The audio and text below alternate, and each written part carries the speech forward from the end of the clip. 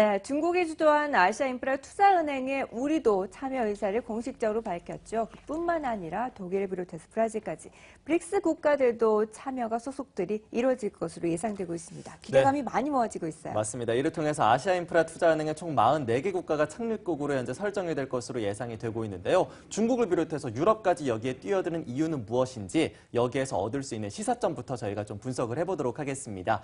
MTN의 김정은 연구위원 모시고 이야기 나눠보도록 하죠. 위원님. 네, 정치적으로는 G2 국가, 즉 중국과 미국의 패권 다툼이라고 봐야 되겠죠. 최근에 RCEP를 포함해서 환태평양 경제 협력이라든지 아니면 ADB와 또 AIIB의 경쟁이라든지 이렇게 미국을 축으로 또 중국을 축으로 하는 국제기구들이 계속 출범하면서 서로 이해관계가 엇갈리는 것 아니냐. 물론 겉으로는 좋은 얘기들이 나오고 있습니다만 실 내부적으로 보면 치열한 정치 다툼이 벌어지고 있는 것이 아니냐. 자, 이런 패권 다툼이 벌어지는 것이 아니냐라는 얘기가 많이 나오고 있고요. 최근에 패권 다툼은 영토 전쟁 아니면 군사적인 분쟁이 아니라 오히려 이런 경제적인 분쟁이 될 가능성이 높아지고 있기 때문에 이와 같은 흐름은 앞으로도 격화될 수 있다는 것이 가장 중요한 시사점입니다. 그렇지만 우리는 이 시간을 통해서 정치적인 내용을 다루는 것이 아니라 경제적인 내용을 다루는 것이기 때문에 경제적으로 왜 유럽 국가도 참여하고 중국이 추진하고 있는 AIIB에 왜 사람들이 환호하고 있는가를 살펴볼 필요가 있겠는데요. 경제적으로 보시면 중국은 공급 과잉을 해소하고 싶어 합니다.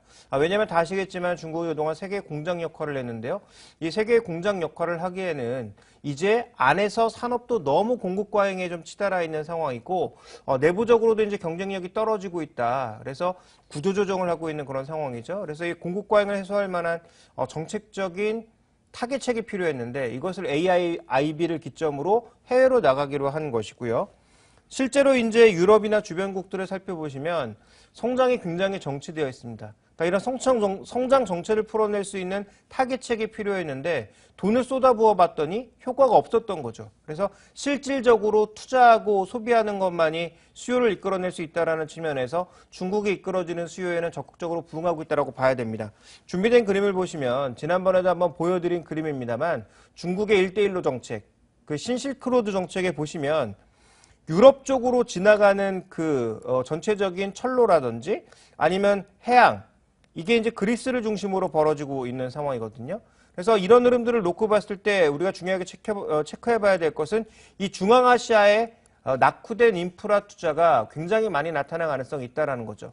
그럼 이 중앙아시아에 전반적으로 투자를 하는 데 있어서 유럽이 가만히 있어야 되겠느냐? 가만히 있으면 안 되겠죠. 그렇지 않아도 성장률이 떨어지고 있는 유럽 쪽에서도 지리적으로 가까운 중앙아시아 개발에는 적극적으로 참여하고 싶어 하더라라는 것입니다. 그래서 이런 부분들에 지금 굉장히 이제 기대감이 나타나고 있는 것이고요. 이런 기대감이 반영되면서 최근에 시장에서는 많이 화두에 오르고 있다. 이렇게 좀 봐야 될 것 같습니다.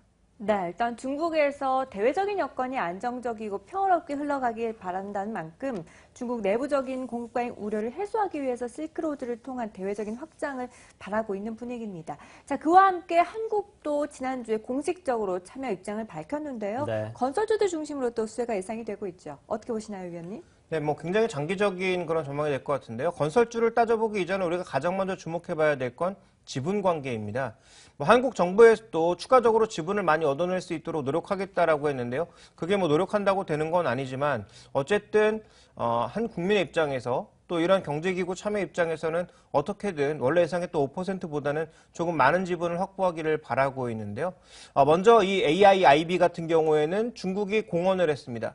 전체 한 100억 불 정도 중에서 절반은 중국이 투자하겠다라는 것을 공언하고 있는데요. 실제로 일본과 미국이 이끌고 있는 ADB의 지분율을 살펴보면서 그 의미를 따져볼 필요가 있습니다. 준비된 그림을 보시면 ADB의 지분율은 지금 일본과 미국이 이끌어가고 있다고는 하지만 양국의 지분율이 30%를 채 넘지 않습니다.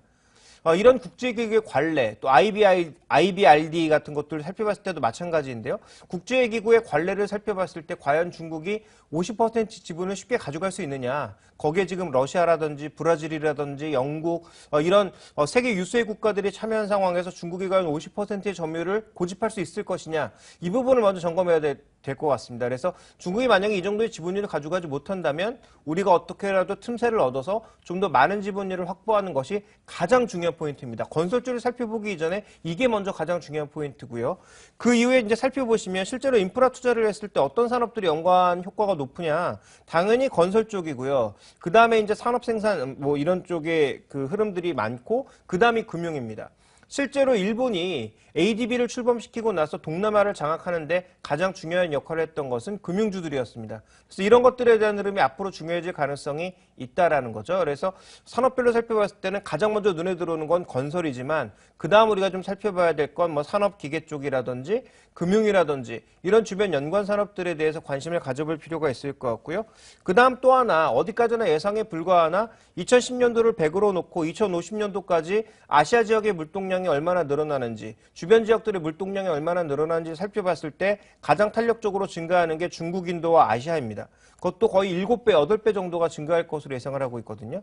그러면 장기적으로 봤을 때는 물류 관련주들, 그냥 물류 관련주도 그냥 종목이 아니라 실제로 아시아 시장 내에 자신들의 터미널을 많이 갖고 있는 그런 기업들이 수혜를 받을 가능성이 장기적으로 높다라고 봐야 될 것 같습니다. 그런 의미에서 관련 종목들을 꼽아보게 되면 이미 해외에서 검증되어 있는 플랜트 관련 기업이 아니라 인프라 건설에 굉장히 많이 참여했던 또 중앙아시아 쪽에 진출했던 국가들을 우리가 점검해 볼 필요가 있는데요. 그런 의미에서는 현대건설이나 삼성물산에 대한 장기적인 관점을 좀 긍정적으로 가져가실 필요가 있겠고 또 물류기업들 중에서는 터미널과 같은 거점이 많은 한진해운이라든지 아니면 CJ대한통운 같은 종목군들에 대한 장기적인 관점이 필요하지 않나라고 보고 있습니다.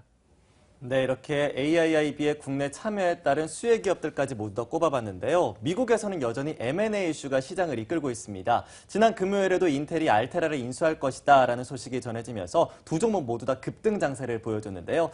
일단 이들의 합병 소식들 시사하는 시사점이 있다면 어떻게 보십니까? 결국은 지금 미국에서 여러 번 설명을 드렸다시피 컴퓨터 관련 기업들이 정말로 죽을 쓰고 있거든요. 지수와 상관없이 죽을 쓰다 못해 이제는 뭐 거의 뭐 타서제가 돼버릴 정도로 주가만 보면 밀리고 있습니다. 물론 매출이 안 나오는 것도 아니고요. 이익이 크게 떨어진 것도 아닙니다만 성장이 떨어진다라는 측면에서 다른 종목들과 격차를 많이 벌리고 있었는데 이런 성장을 메꾸기 위한 전략 하나가 나오다 보니까 주가 기준으로 봤을 때는 바로 모든 걸 뒤집어 엎었다라는 거죠. 준비된 그림을 좀 보시죠. 인텔의 차트인데요. 지금 52주 신고가는 아니고 이제 연중 신고가 정도를 트라이했던 걸로 이제 생각이 되는데요. 인텔 같은 경우 지금 흐름을 보시면 이게 그 미국 증시와도 너무 큰 격차를 보이면서 주가가 내려왔습니다. 그런데 오늘 뉴스 한마디에 거래도 폭증했고 그다음에 실제로 상승률도 이런 대형주가 6% 이상의 상승률을 보인 것이 굉장히 컸다라고 봐야 되겠죠. 알테라라고 하는 종목은 프로그래머블 반도체입니다. 그래서 실제로 이제 처음에 반도체를 런칭을 할 때 우리가 이제 고정화된 그런 반도체를 쓰기보다는 프로그래머블 반도체를 많이 사용하게 되는데요.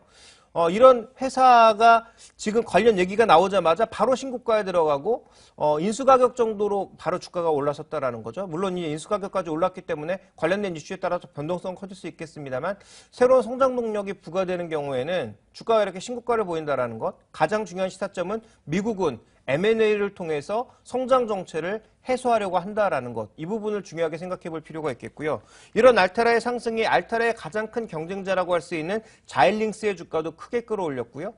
분야는 다르지만 스카이웍스 솔루션이라고 하는 최근에 미국 그 기술주 중에서는 가장 핫한 종목의 주가도 동반해서 끌어올렸습니다. 왜냐하면 이 종목 같은 경우도 분야는 다르지만 반도체는 아니지만 통신력 중에서는 자동차에도 쓰일 거고 앞으로 IoT 기기에도 들어갈 거고 휴대폰에도 점점 많이 들어갈 거라는 그런 인식이 나타나고 있는 거거든요. 근데 알테라라든지 아니면 자일링스 같은 경우도 마찬가지입니다. 반도체이지만 자동차라든지 다른 여러 가지 산업 분야 앞으로 다양하게 쓰일 거다라는 그런 뉘앙스가 있는 거거든요. 그러니까 여기서 가장 중요한 시사점은 인텔이 컴퓨터만으로는 안 된다라는 것을 다시 한번 확인시켜 준 것이고요. 나머지 기업들은 모두 다양한 산업 분야에 모두 문어발처럼 발을 뻗치고 있는 기업이고 여기에서 성장 동력을 찾고 있는 일종의 소프트웨어링된 기업이다라는 것입니다. 그래서 이런 부분들이 지금 미국 시장 내에서는 가장 중요한 핵심 포인트고요. 또 하나 미국 대형 기업들은 M&A를 통해서 성장 정체를 뚫으려고 하고 있다, 돌파하려고 하고 있다라는 것이 가장 중요한 시사점이라고 볼 수가 있습니다.